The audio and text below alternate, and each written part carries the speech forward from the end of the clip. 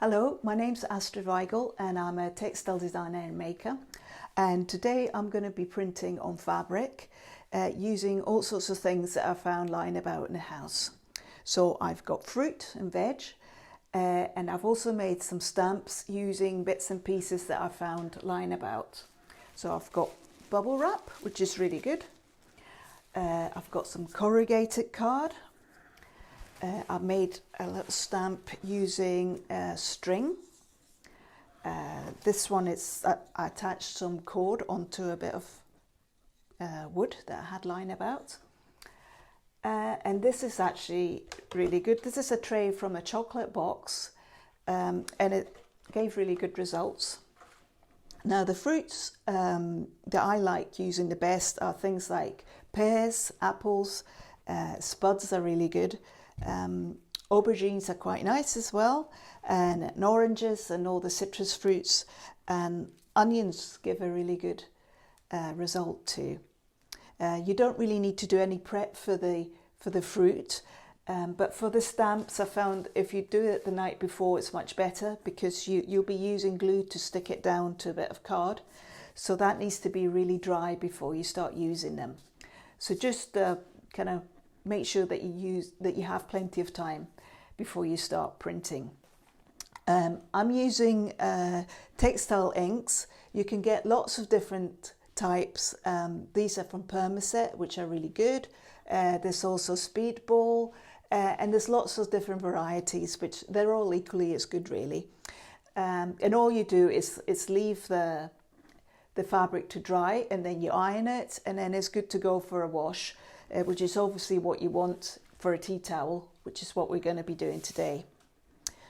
As for tools, I've just got a little roller here, a foam roller, which I got from a craft shop. I've got a brayer, but you can replace that with a rolling pin or a glass, something like that, so you don't really need this. And really that's all you need.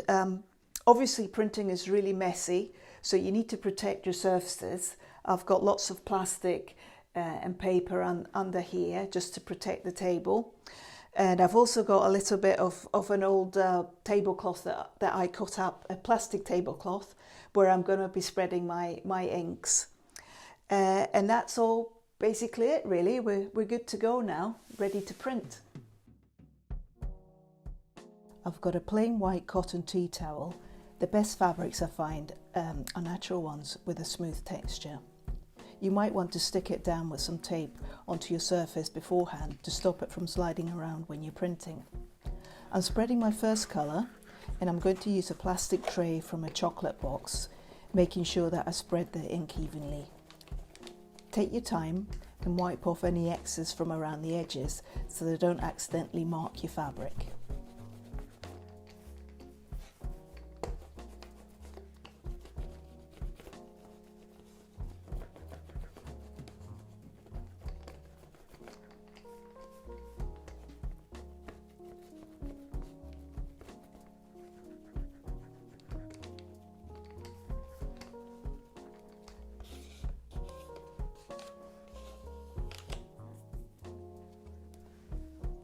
Place down firmly and use your clean fingers or hand to apply some pressure. Then carefully lift off your stamp.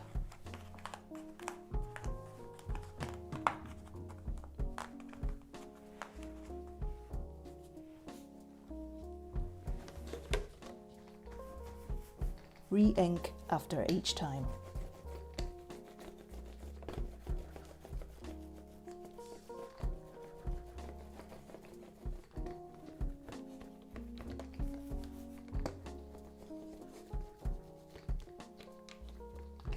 You want to make sure that you've mixed enough ink so you don't run out halfway through, although of course you might just be using it straight out of the pot, in which case you'll have plenty.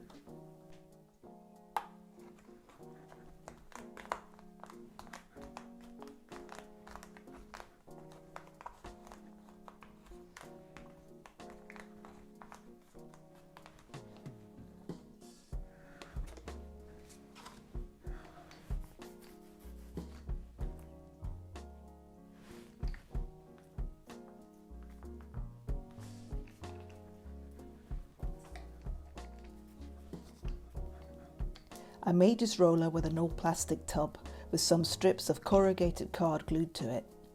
Make sure you have plenty of ink spread on your stamp and it's nice and even. And again, take your time.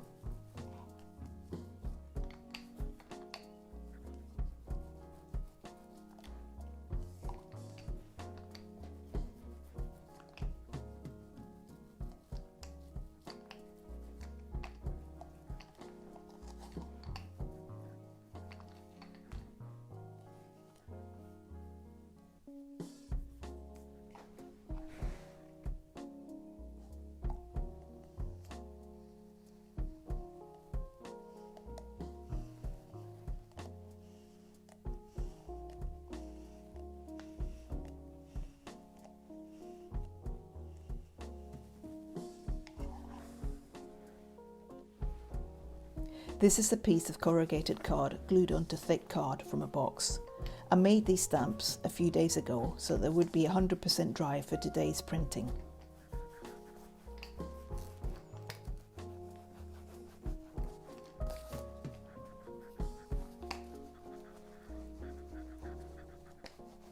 I keep saying it, but I can't stress enough how important it is to make sure that you spread the ink evenly all over the stamp, especially when using card, because it soaks it up a little bit.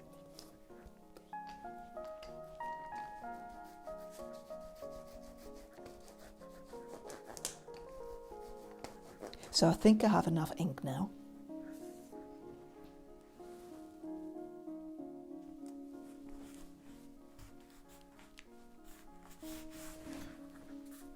This is when the brayer comes in handy to apply more pressure.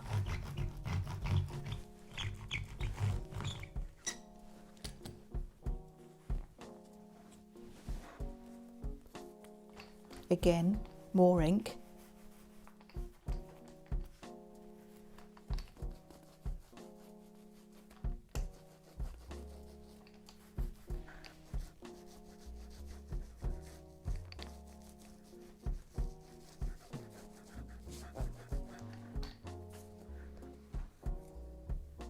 Press down and grab your brayer, or your rolling pin, or the back of a spoon also works well, and lift off gently.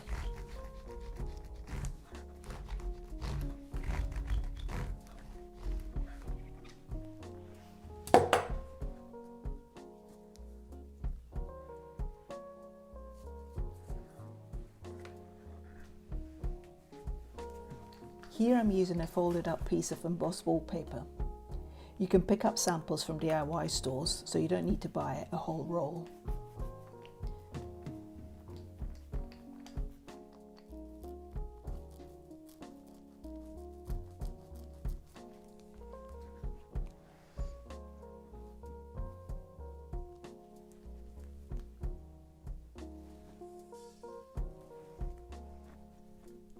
I'm inking up every 2 prints now so that I have a kind of ghost image in between, just to vary things a little bit.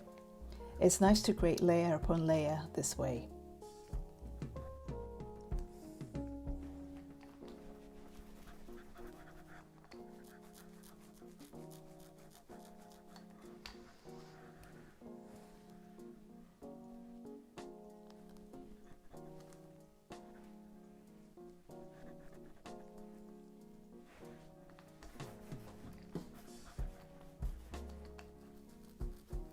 This type of printing is by no means perfect, as you can see, but I think that's what makes it really nice.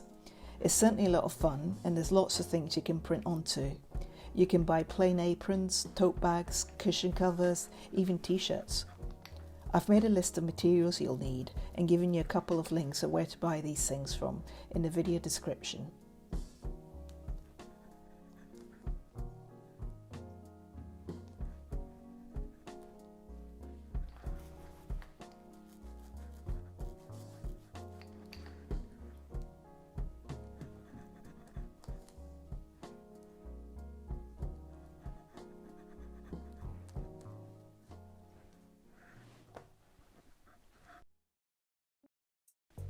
So I finished the first colour. For speed today, I'm not going to wait for it to dry before the next colour, but if you want, you can use a hairdryer or put it over a radiator and go off for a cup of tea. I'm going for red now as my second colour, straight out of the pot. You could use a tray or a piece of perspex to spread your ink, but I just used a small piece of vinyl cloth. A spare foam roller is handy to have so you don't have to waste time washing the first colour off and waiting for it to dry. I'm using fruit next, and first of all I'm going to go for an orange. I've placed the 2 halves onto some kitchen roll just to absorb a little bit of the juice. Again, make sure that you have a nice even amount of ink on your fruit.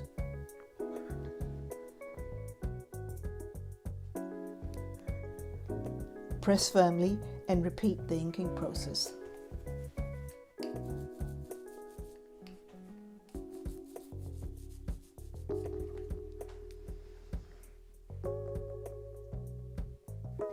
Oranges are quite wet fruit, so even though I've blotted them on kitchen roll, you'll get a nice, beautiful watercolour effect.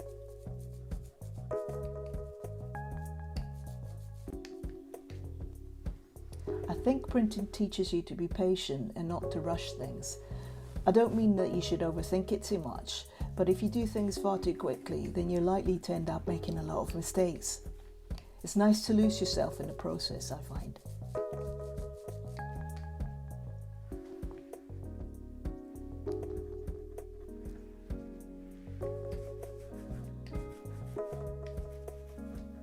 Last one.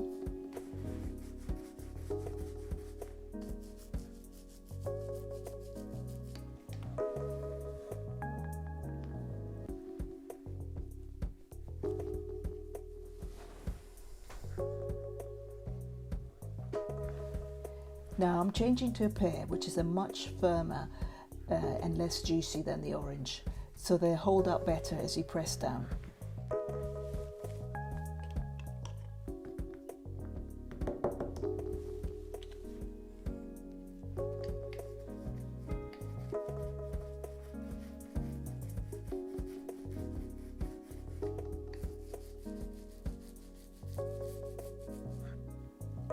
It's nice to ink up the stalk too.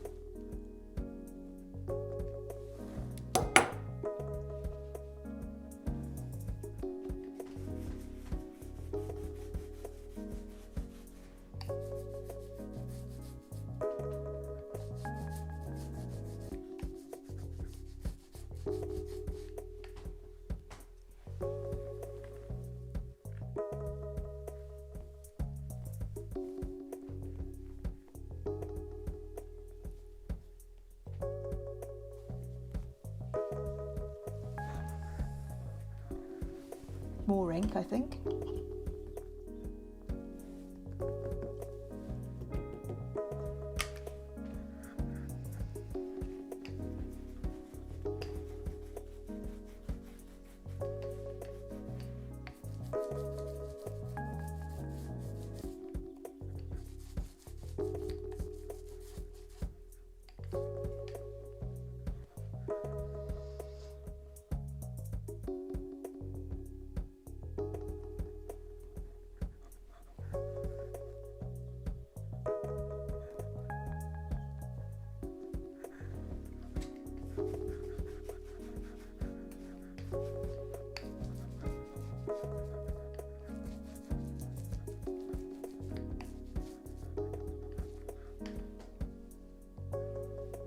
Press down quite firmly and you'll get a nice solid print with a pear.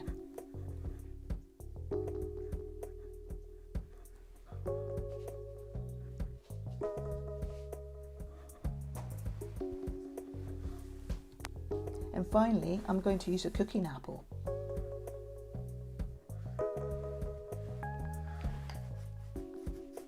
Repeat the whole process of inking up after every time you press down.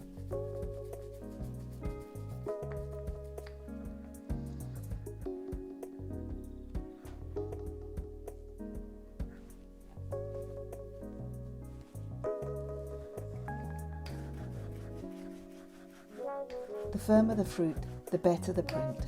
You should experiment first with lots of different types of fruits and vegetables. Potatoes give you a really nice solid print. Aubergines have an interesting texture, as do onions. I tried using thick slices of mushrooms, but although the print out came quite well, they disintegrated after just 1 or 2 prints. So just use your imagination and see what you have in the fridge or just lying about in the house. Do some test prints before committing to your good fabric and think about the colours you want to use too. You might want to stick to only one colour, or use 2 similar tones, or go completely mad with several clashing colours, layer upon layer. Just have fun with it.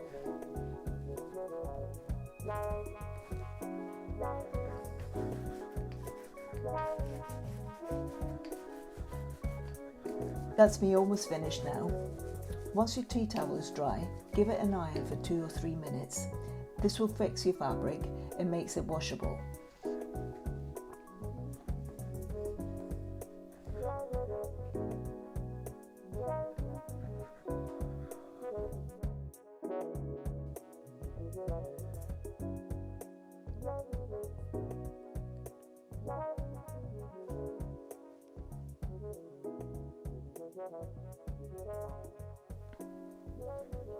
And there we have it, one unique one-off tea towel. Just dry it, iron it, and it's all ready to go. I hope you've enjoyed watching this video today, and happy printing.